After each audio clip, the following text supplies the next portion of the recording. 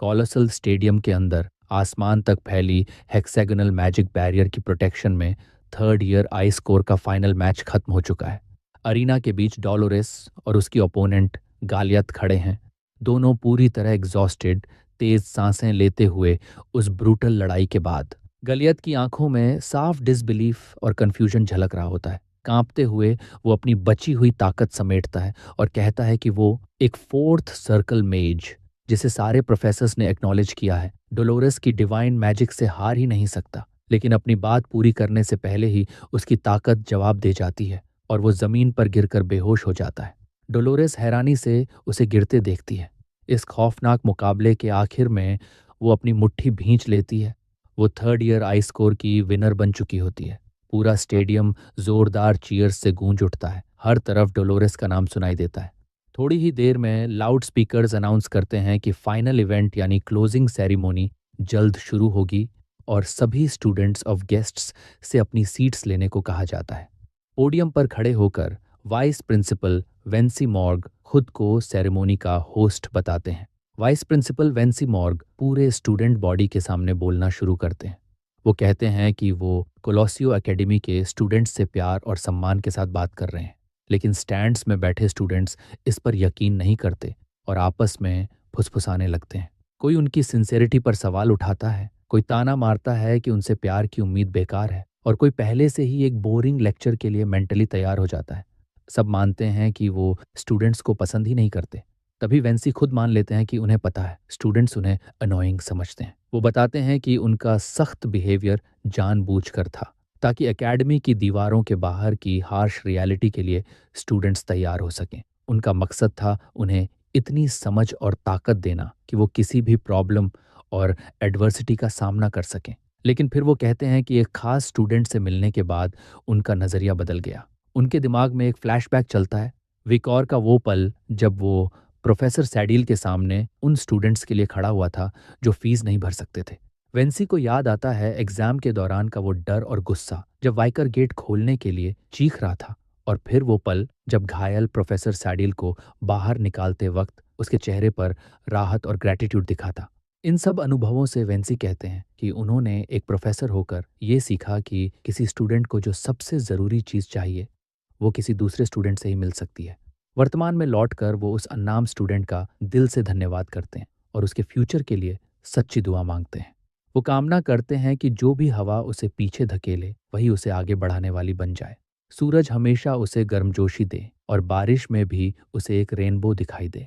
वो चाहते हैं कि जिंदगी के उदास दिन खुश दिनों से भी ज्यादा उसे मजबूत बनाए। क्राउड में बैठी सिंक्लेयर चुपचाप सुन रही होती है। उसका चेहरा गंभीर है। वेंसी की बातें उसे गहराई तक छू रही होती हैं। सबसे बढ़कर वो दुआ करते हैं कि उसकी जिंदगी प्यार, शांति, उम्मीद और अचीवमेंट्स से भरी रहे। आखिर में वो कहते हैं कि इस साल स्टूडेंट्स ने शानदार किया है और सबका धन्यवाद करते हैं। फिर पूरे स्टूडेंट बॉडी के सामने गहराई से झुककर सम्मान दिखाते हैं। वाइस प्रिंसिपल वेंसी के इस अनएक्सपेक्टेड और इमोशनल स्पीच के बाद पूरा स्टेडियम तालियों की गड़गड़ाहट से भर जाता है। स्टैंड्स में बैठे स्टूडेंट्स भावुक हो जाते हैं। पिगी, ट्यूडर और सांचो खुलकर रो रहे होते हैं। पिगी हैरानी से बोलता है कि उसे यकीन नहीं हो रहा कि प्रोफेसर वेंसी इतने वार्म वर्ड्स बोल सकते हैं। ट्यूडर मजाक में कहता है कि शायद ये स्पीच किसी और ने लिखी होगी। सांचो खुद को संभालते हुए बड़बड़ाता है कि वॉरियर्स रोते नहीं हैं।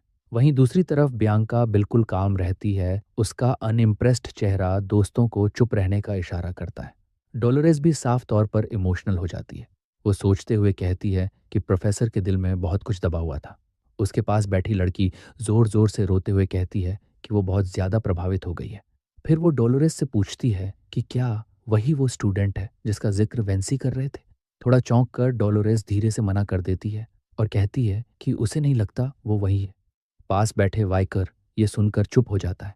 उसके चेहरे पर पसीने की एक बूंद चमकती है और चश्मे के पीछे उसकी रेड आई हल्की सी चमक उठती है।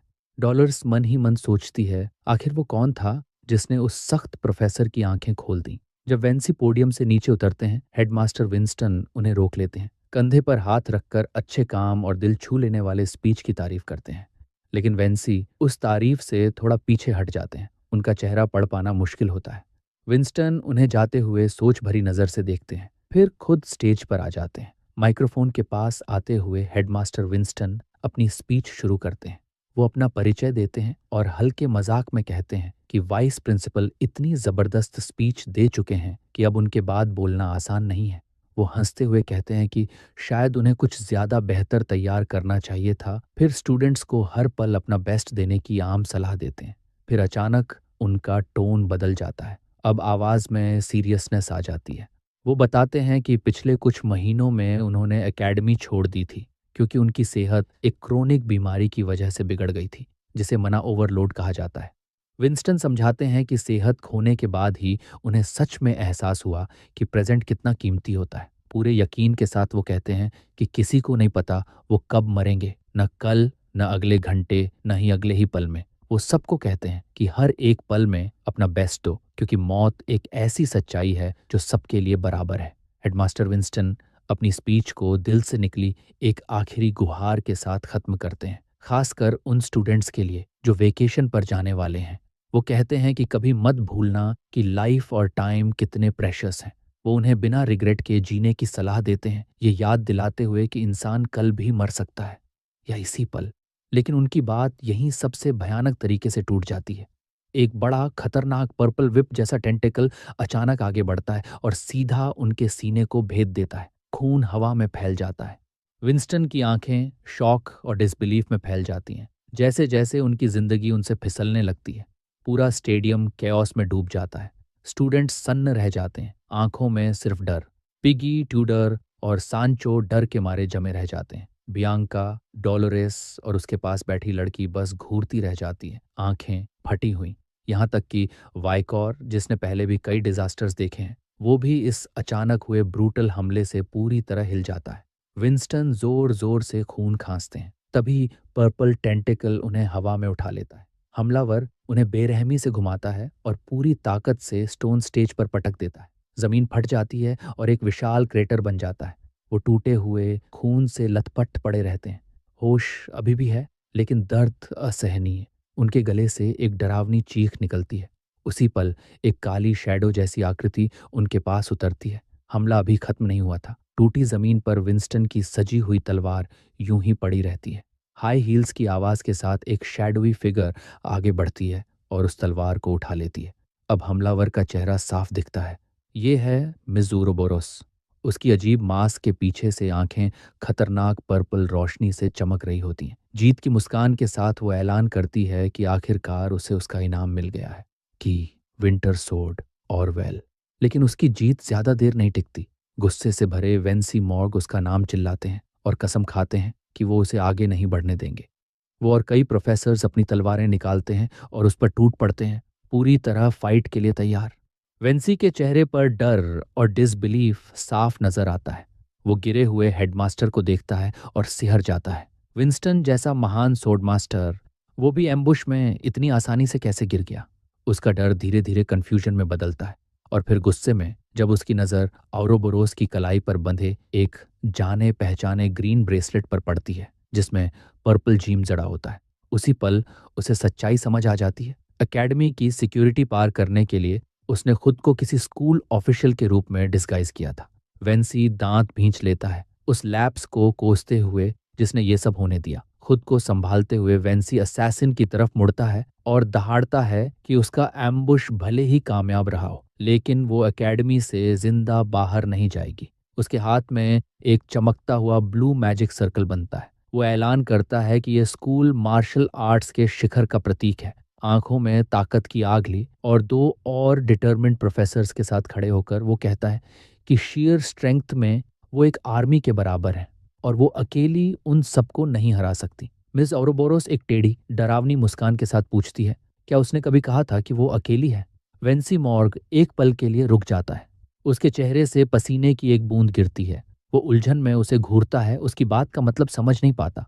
तभी अचानक अरीना की डिफेंसेस पर एक जबरदस्त हमला होता है।